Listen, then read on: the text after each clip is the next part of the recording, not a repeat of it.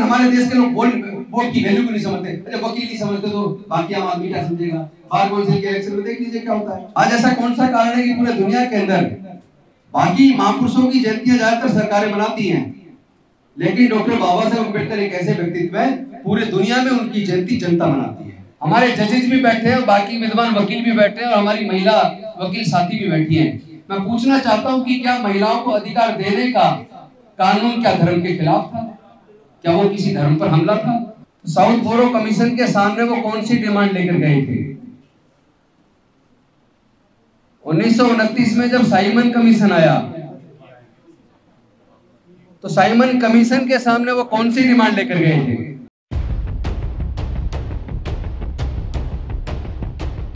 मानवता का संदेश देने वाले तथागत भगवान बुद्ध,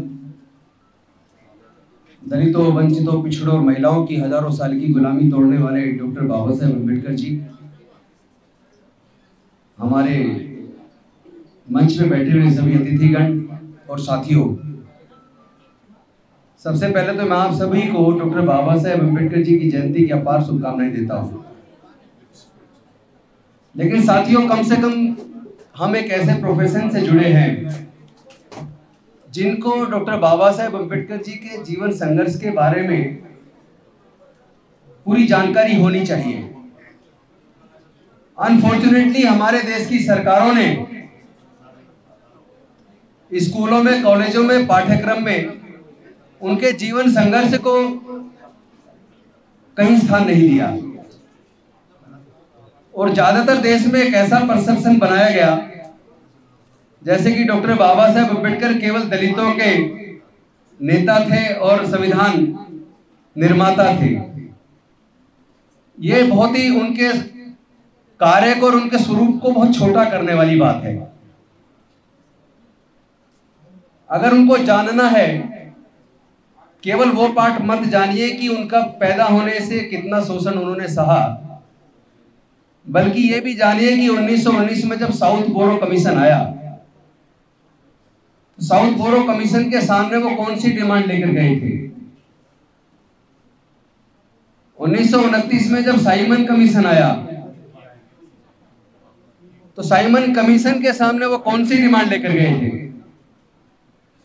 1930, 1931, 1932 में जो राउंड टेबल कॉन्फ्रेंसेस लंदन में हुई, उनका वो आर्ग्यूमेंट्स क्या थे जिसको अंग्रेजों ने स्वीकार करके कम्युनल अवार्ड 18 अगस्त 1932 को घोषणा किया? वो चाहते क्या थे? उस पाठ को भी सबको पढ़ना चाहिए और साथ ही साथ सबको यह भी पता होना चाहिए 1942 में वो ब्रिटिश वायसराय की काउंसिल में लेबर मेंबर बने। लेबर मेंबर का मतलब लेबर मिनिस्टर। तो आज जो भारत की महिलाएं मैटरनिटी लीव बेनिफिट ले रही हैं, वो मैटरनिटी लीव बेनिफिट 1942 में लेबर मिनिस्टर बनने के बाद वो प्रोविजन उन्होंने किया।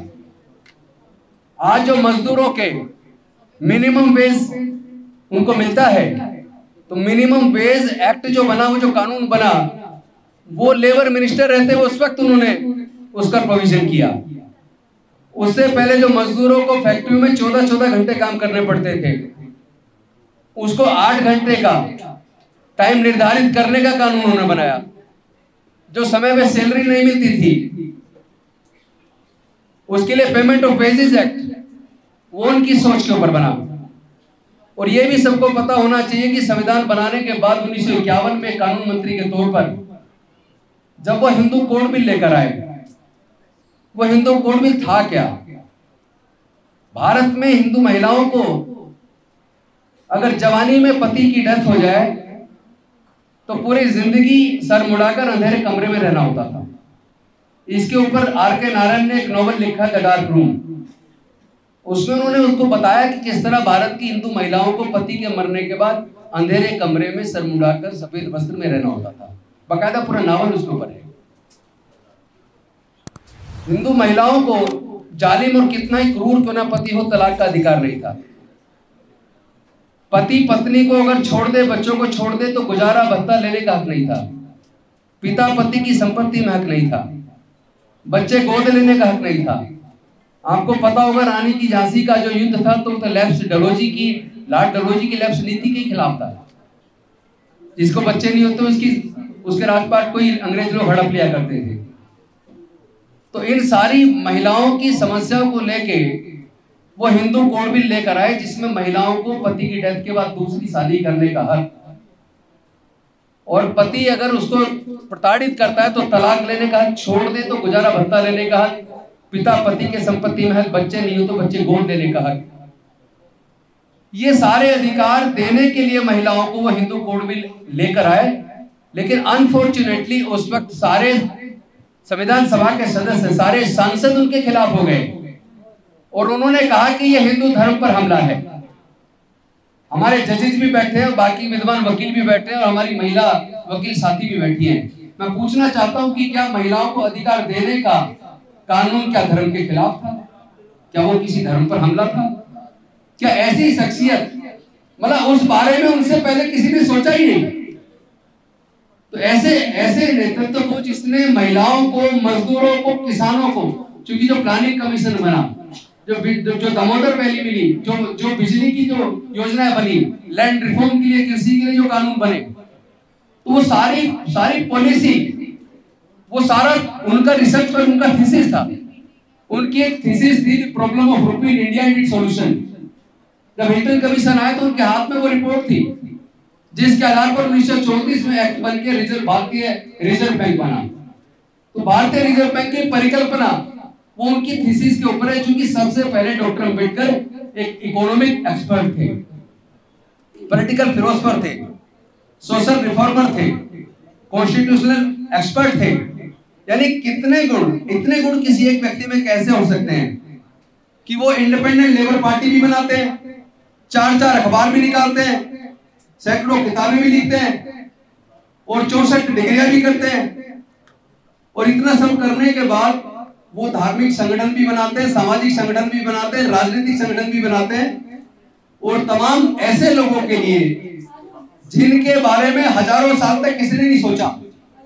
मैं इसलिए पूरा डिटेल नहीं जा रहा हूं क्योंकि समय कम है, मैं केवल थोड़ा हिंट दे रहा हूं ताकि उसके बारे में आप पढ़ें। सब कुछ मुझे बताने की जरूरत नहीं है, आप खुद उसको पढ़ें और जानें, तो आपको पता लगेगा कि ऐसा व्यक्तित्व तो भारत में कभी पैदा नहीं हुआ। जब भारत में आजादी की लड़ाई लड़ी गई, आप सब देख लीजिए, किताब उठा के खोल के देख लीजिए, मैं तो हिस्ट्री का स्टूडेंट भी रहा हूं और वकील भी, और साथ में 5.5 साल मंत्री भी रह लिया, एमएलए भी रहे, सब कुछ देख लिया। जो मैंने पढ़ा, अध्ययन किया, सोचा और समझा, रिसर्च किया, उसके आधार पे मैं बात करता हूँ, तथ्यों के आधार पर।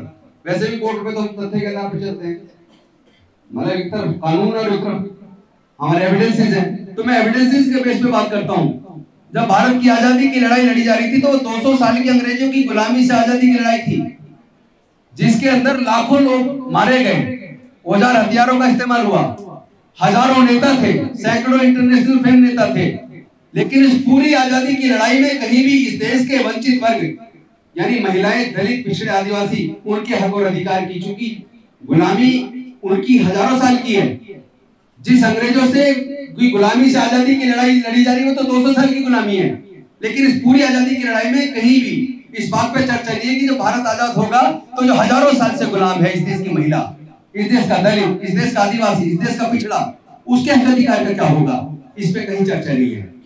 लेकिन उसी के साथ एक और पैरेलल आजादी की लड़ाई लड़ी गई, जिसको अकेले डॉक्टर बाबा साहब अम्बेडकर जी ने चंद साथियों के साथ लड़ा, और वो हजारों साल की गुलामी के खिलाफ अकेले ने लड़ी। ना कोई खून बहाया, ना कोई औजार हथियार इस्तेमाल हुआ, अपनी बुद्धि विवेक से उन्होंने इस लड़ाई को लड़ा और इस हजारों साल की गुलामी की जंजीरों को उन्होंने तोड़ दिया और संविधान में सबको समान रूप से बराबर अधिकार दे दिया।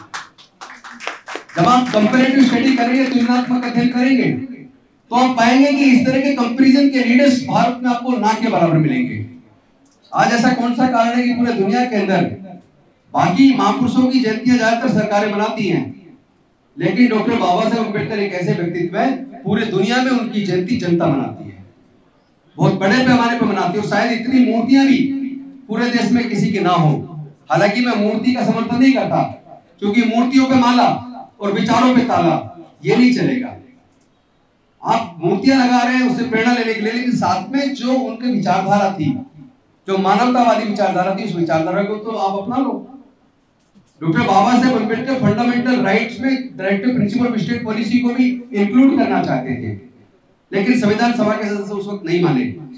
आपने पढ़ा होगा आर्टिकल 38, 39 ऑफ इंडियन कॉन्स्टिट्यूशन, उसमें यहाँ तक कहा है कि देश के नेचुरल रिसोर्सेज का डिस्ट्रीब्यूशन सरकार को समान रूप से करना चाहिए। क्या हुआ? क्या जमीन अपनी मां के पेट से लेकर पैदा होता है? कुछ ही लोग उसके मालिक है, बाकी लोग का हिस्सा कहाँ गया? क्या उसकी बात नहीं होनी चाहिए? नेचुरल रिसोर्सेज तो कोई अपनी मां के पेट से लेकर नहीं आया ना, तो उसमें पूरे देश के सभी वर्गों का हिस्सा होना चाहिए। अभी तो ज्यादातर लोगों को यह भी नहीं पता, जब संविधान सभा में इस बात पे चर्चा शुरू हुई कि भारत आजाद होने वाला, अपनी सरकार चुननी है तो वोट का अधिकार किसको मिलना चाहिए, ज्यादातर संविधान सभा के सदस्य इस मत के फेवर में थे कि वोट का अधिकार जो इनकम टैक्स पे करते हैं उनको मिलना चाहिए, जो ग्रेजुएट है उनको मिलना चाहिए, जो बड़े जमींदार है उनको मिलना चाहिए। सोचो अगर डॉक्टर बाबा साहेब अम्बेडकर उस विचार का विरोध ना करते, सहमत हो जाते, तो भारत में जिन वर्गों को मनुस्मृति में लिखकर हजारों साल से पढ़ने लिखने पर धार्मिक बंदिश लगा के रखी हो, वो ग्रेजुएट कहां से बनते? और जो जिनको मनुस्मृति में लिख कर इनको संपत्ति का अधिकार नहीं है, व्यापार करने का अधिकार नहीं है, तो वो इनकम टैक्स पे कहां से बनते? वो जमींदार कहां से बनते? और महिलाओं को भी सेम स्थिति थी, उनको भी ना संपत्ति का अधिकार था, ना पढ़ने का अधिकार था, ना व्यापार का अधिकार था, तो महिलाएं भी वो भी वोट से वंचित रहना पड़ता। इस हिसाब से भारत में 95% लोग वोट डालने के अधिकार से वंचित हो जाते हैं। लेकिन भला डॉक्टर बाबा साहेब अम्बेडकर का वो पूरी संविधान सभा के सामने अड़ गए और उन्होंने कहा भारत में रहने वाले सभी लोग, पढ़े लिखे हो या अनपढ़ हो, अमीर हो या गरीब हो, मजदूर हो या किसान हो, स्त्री हो या पुरुष हो, सभी लोगों को समान रूप से वोट का अधिकार मिलेगा। One man one vote, one vote one value. और उसी का नतीजा है बड़े से बड़ा नेता चुनाव के टाइम पे चाहे 5 साल गायब रहे, आपकी गरीब से गरीब की झोपड़ी में हाथ जोड़कर वोट मांगने आता है। और ये यहाँ पर बंद कर दो आप, ये जितने नेता हमारे मंच पे बैठे थे ये किसी को पूछे भी ना, कहीं के लाख रुपए खर्च करते, लाख रुपए शराब पिलाते को, ये वोट की वजह से सिर्फ आप वोट का अधिकार छीन लो, कोई पूछने वाला नहीं आपको भी, चाहे पैसे वकील को ना हो। तो इस वोट की वैल्यू को समझो, लेकिन हमारे देश के लोग वोट की वैल्यू को नहीं समझते। अरे वकील नहीं समझते तो बाकी आम आदमी क्या समझेगा? बार काउंसिल के इलेक्शन में देख लीजिए क्या होता है, दारू की पार्टियां चलती है साल 2-2 साल तक। यार हम अपने मतलब अपना क्या सब्सक्रिप्शन जमा नहीं कर सकते? अपनी वोट को इस पर हम भी बेच रहे हैं, तो फिर आम आदमी की बात क्या है? सरकार चुनने के लिए 5-10 किलो अनाज में 1000-2000 रुपए में शराब की बोतल में अपनी उस वोट को बेच देते हैं, जिसको संविधान से सभा से लड़के डॉक्टर बाबा साहब अम्बेडकर ने आपको दिया, जो सरकार बनाने का काम करती है। उस अधिकार की वैल्यू नहीं कर रहे हम लोग। तो डॉक्टर बाबा साहब अम्बेडकर के स्वरूप को छोटा करने की जरूरत नहीं है, वो बहुत विराट है, बहुत विस्तृत है, वो किसी एक जाति से बंधा नहीं है, किसी एक धर्म से बंधा नहीं है। संविधान में सबको समान रूप से एक स्थान दिया है। अनफॉर्चुनेटली हम लोगों ने संविधान को कमतर आंका, बढ़ाने और उसको कमजोर करने की कोशिश की, और कमजोर तब भी हो जाता है जब भारत के सर्वोच्च न्यायालय के मुख्य न्यायाधीश एक पत्रकार को छुट्टी के दिन शनिवार को अर्नब गोस्वामी को पेश दे देते हैं, और वो मिस्टर कप्पन एक पत्रकार केरला के, वो 2-2 साल जेल में रहते हैं। पत्रकार दोनों में, एक को छुट्टी के दिन बेल मिल जाती है, एक को 2 साल तक नहीं मिलती।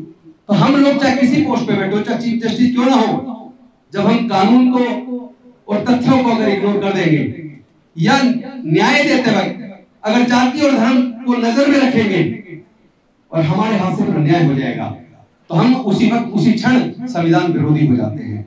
और संविधान विरोधी को मैं देश विरोधी कहने में मुझे कोई गुरेज नहीं होता है, चाहे वो छोटा व्यक्ति हो चाहे बड़ी से बड़ी कुर्सी पर बैठा व्यक्ति हो। हम सब लोग भारत के नागरिक हैं, सबको सबसे पहले अगर अपना धर्म कोई है तो मानना चाहिए संविधान हमारा धर्म है, संविधान ही हमारा धर्म है। बाकी आस्था अपनी अपनी है, कोई किसको माने ये सबको संविधान इजाजत देता है। बाकी कहने को बहुत कुछ है, मैं अपनी वाणी को विराम देता हूँ। आपने मुझे बुलाया, बोलने का मौका दिया, इसके लिए मैं आपका आभार व्यक्त करता हूँ। Thank you very much. जय भीम, जय भारत, जय संविधान।